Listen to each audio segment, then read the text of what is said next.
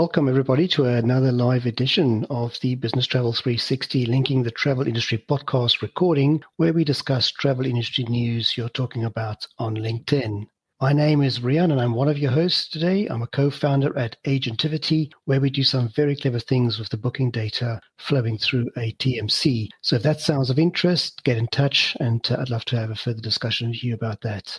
As usual, I'm joined by Ash and Anne to help me discuss our list of stories with you. Over to you, Anne, and do tell us where you are calling in from. So I just arrived at Petra in Jordan, literally 30 minutes ago. I'm Anne. I'm a consultant with LeapShift. I'm happy to help you with anything related to distribution, one order, NDC, strategy, etc. Over to you, Ash. Thanks, Anne. Hi, everyone. My name is Ash, and I'm the host of a weekly business travel podcast called What's Up in Business Travel, where we give you only the important updates in under 15 minutes. Additionally, I'm the vice president of client success at Traxo, and this is linking the travel industry.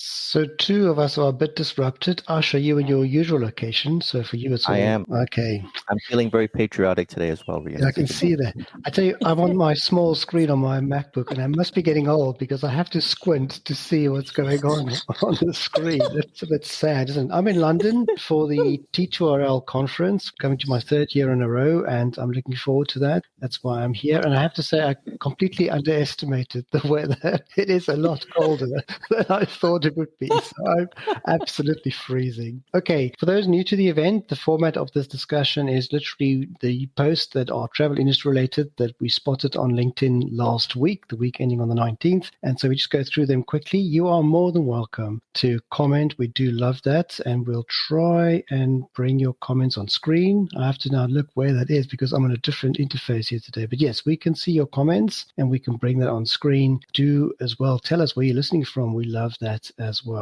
So an initial story that caught my eye last week was the news that the U.S. Department of Transportation orders Delta Airlines and Aeromexico to end their 8-year-long joint venture. They are citing that it's unfair competition in the U.S.-Mexico markets, that dominance of that partnership, and they've ordered them to stop with that. So Ash, I want to come to you on this one, seeing it's in your neck of the woods. What did you make of this?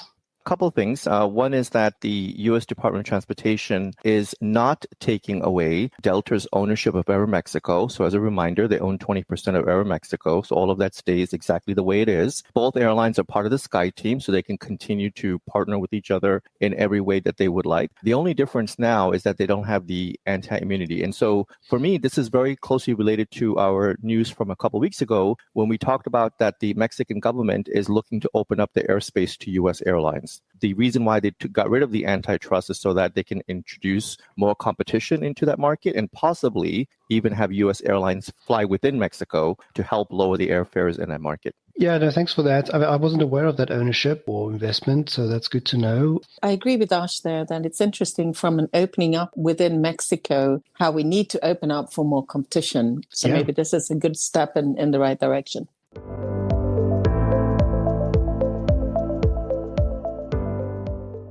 Second story that stood out for us was the testing between Lufthansa and Amadeus of the EU Digital Identity Wallet. This is an initiative which has been long in the making, and as of 2026, the EU Digital Identity Wallets will become available to European citizens, and it is meant to store identity documents, passport documents, national ID cards, that sort of thing, even payment methods, biometric or profiles, etc. And Amadeus and Lufthansa have been trialing this initiative, and it seems like it was fairly successful. I mean, I'm taking the post with a pinch of salt because, of course, it's posted by the likes of Amadeus and Lufthansa, but it looks good. We are all for this type of progress, right? And anything that focuses on the consumer to make life easier. But I guess we are both a bit skeptical about European government initiatives. Couldn't be said any better. I already see all this confusion out there when people start talking about, oh, this is a great way to do personalization. Of course it's not. No. It has nothing to do with personalization, but it's a great step forward. Ideally, it's the opposite. It's to protect your identity. Yes, exactly. You know, we want this. We do. Yeah, we've talked about it so many times. I'm not suggesting that this solution is going to address exactly that right from day one, but we know that some of the goals here are is that you don't have to retype swipe, rekey. Even within the same supplier's process flows, you sometimes have to provide the information twice. And, you wonder why. Why can't you just, get from a central place where I've authorized you to get it from?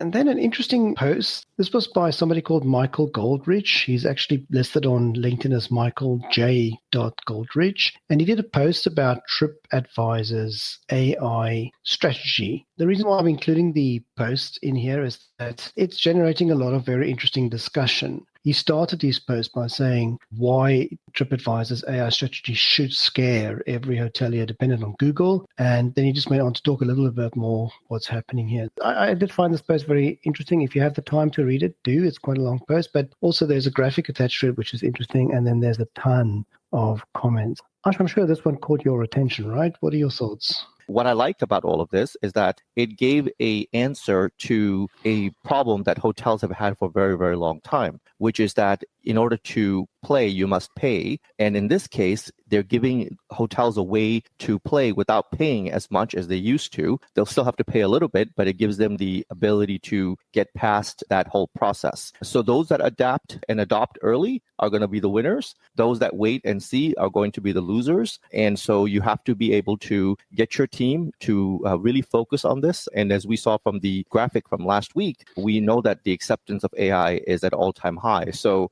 there's no reason to wait any longer. You have to take the initiatives and make your hotel searchable, whether it's within AI or outside of AI or through AI. You have to play a role within the AI products and make sure that your hotel is winnable. And that's really what this article is mostly about.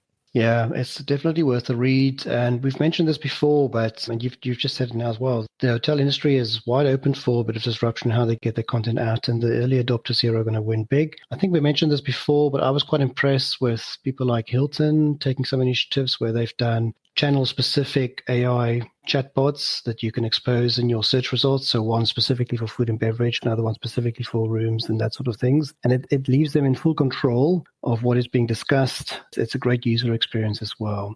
But what's interesting is the focus on user-generated content, or, how important it is, those user experiences and reviews, and sort of understand how does this... It's a very interesting topic. Yeah. It opens up new possibilities. It really does.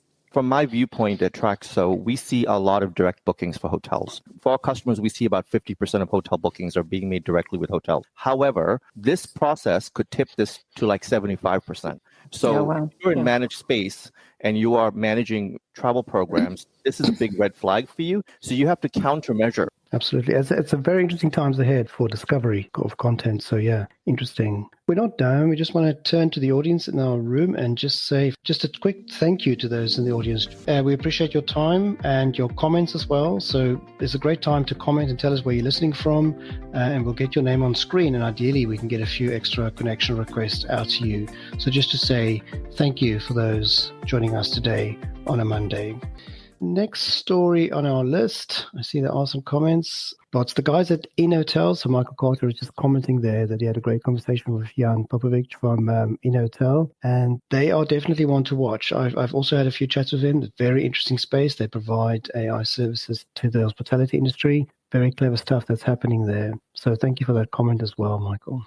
I made a big mistake last week. I posted about this and I should totally threw your comments, right? So I just read, this is how ingrained this Amex is in my industry. If I see Amex, I just think it's Amex Travel, right? But it wasn't. So American Express, not the travel agency, but the card and financial services, they are going to launch a travel app. Ash, you were ready to talk about this, and then I completely threw you off the track, right? I was just having some fun at your expense there, Rian. That's all that was. But just to be clear, we're talking about Amex Travel, but Amex Card and Amex Travel are connected. What you were referring to is American Express Global Business Travel. That's right. So, Rian, this story is really, really interesting to me, and I really like it because if you are an Amex card holder, you obviously have access to your financials by logging into your credit card and all that kind of good stuff. But now you have integrated travel into it. So as a card holder, I now have access to to this app where I can book my travel. And the booking of travel part is fine. I mean, it's like, okay, no big deal. It's nice to have that. But the part that really interests me is the personalized hotel recommendations and details of the benefits related to the card. So imagine a search and all of a sudden the hotel would pop up and it will say, if you book this hotel, you'll get 2x points. Now, all of a sudden, when I compare and I see another hotel, maybe $10 more or less, I can now make the right decision as a traveler. This is a very smart move by Amex Card to really bring in a lot of the benefits that consumers are looking for. In the past, it was a disconnected process. So I had to kind of know what I was looking for and then go look for it. But now I believe that this is going to integrate it all into one flow. And this is going to make the shopping experience a lot better for Amex cardholders and yielding the results that Card is looking for, which is to give unique experiences to their cardholders. Yeah, I'm going to be slightly negative on this one and a bit on the opposite direction because, I mean, they've always had travel content in the card portal. So when I logged into the Amex portal,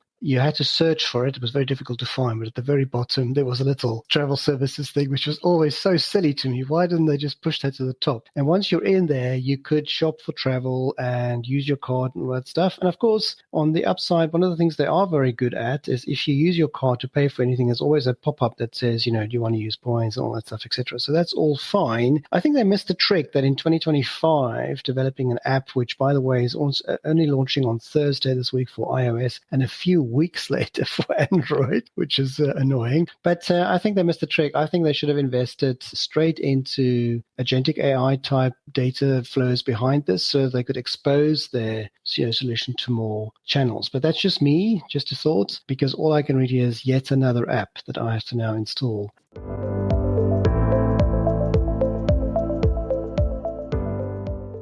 This is an interesting story that keeps popping up in my feed. It's been appearing for a few weeks now. This is a story about CTM, Corporate Travel Management. They have once again postponed releasing their 2025 full year accounts because last month they had a trading suspension on the Australian Stock Exchange due to financial accounting errors. It's not a good message this is giving off at all. And, I for one hope that they will get this resolved as soon as they can. It just doesn't sound great. They did say that they are in a very strong cash position and there's nothing to suggest otherwise. It doesn't look great that they are struggling to get their results out. And then a really feel-good story. I like this stuff a lot. I know, and you're going to talk about this as well. But this is about DoHop and CityLink Indonesia. They've teamed up. They've produced a sort of new alternative interline platform. And it's opening up, in the press release, I talked about 47 near destinations and 86 unique connections for travelers. And it includes connections with airlines like Scoot and Air India Express. We do love DoHop and what they do with this sort of, it's not even virtual, it's just alternative, interlining methods and how they connect to one another. This is great. I mean, this is a real consumer deliverable that's resulting in people being able to book more stuff, right, Anne? Absolutely. We are so pro this because we need these types of connections and we need for this to become cheaper. And you know that I've been talking about that Interline is so horrifically expensive, 9% of the ticket value. I mean, that's just crazy. It needs modernizing. We need these types of relationships to open up. So all good. There is a lot of talk actually on LinkedIn, I've noticed, about alternative Interline, virtual Interline. And we need ways to combine airlines and efficiently have their money getting back to the airline in time and that share and not horrendous cost. Just to explain to those what's happening here is that DoHop is connecting the airline CityLink to other airlines, Scoot and Air India Express. So now as a customer on CityLink, you can now buy destinations beyond CityLink. And it's just amazing. It's just very good. So well done to all of them involved here in this development. I found that story on DoHop's page on LinkedIn, by the way, if you want to go read up about it.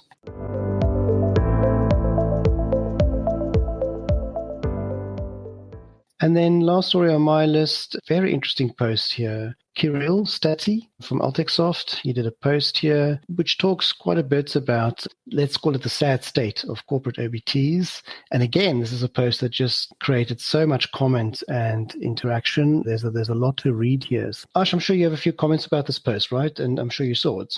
Well, Anne and I were both commenting on this post, and that's how I led myself to this post, is because of Anne's comment. And of course, anytime you hear the OBTs suck, I'm all over it because I love that conversation quite a bit. If you're not familiar with this area of the industry, then it's definitely something that it's worth reading because it'll confirm a few of your suspicions. And of course, you will then realize that it's really as bad as people say it is. Corporate booking tools, as we've already known, have really not kept up with the times at all. And this hits me because this is definitely something that makes the life of a business traveler extremely miserable. If you are younger, then this is even more of an issue because you have grown up in a world where antiquated booking tools is not the norm. So if you are managing travel and you are a travel manager in a corporation, or if you're TMC, this is definitely something that's going to bother you quite a bit.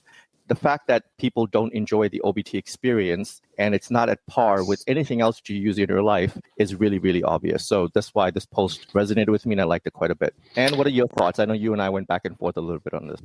Yes, we did. I mean, my comment there was, in an ideal world, I should be able to just, in real time validate what I'm booking and then actually just aggregate my content, right? I mean, it should be so much less about the source where I'm booking. And this whole thing of, like you're saying, to go down this horrendous, antiquated path that so many of these OBTs provide is just like painful. They don't make sense and you struggle. Cool. So those were the stories on my list. Ash, whether there are any extra stories from your side? So, Anne, when Rian was away and we did the show together, you and I discussed that the U.S. airlines are getting very involved with using the frequent flyer program to release Wi-Fi access to their travelers, right? And you wondered if there was going to be anything like that in Europe. So Air France just announced that they're going to be rolling out free Wi-Fi in 2026 with Starlink, and they're going to make it available for free for any of their members of the Flying Blue loyalty account. So we were searching for a European airline that was doing that. Air France appears to be the first one to connect the dots across frequent flyer programs and access to Wi-Fi, and of course bringing in Starlink to enhance the connectivity. Excellent. Yeah, well done. So that's one thing. And then here in the U.S., last week, Rian and Anne, the FAA announced a warning to all the airlines regarding the lithium battery issue. There seems to be a growth of incidences. And so all the airlines have now been informed. And Southwest still remains the only airline in the U.S. that has a policy around lithium batteries in flight. So this is, of course, a big, big safety alert.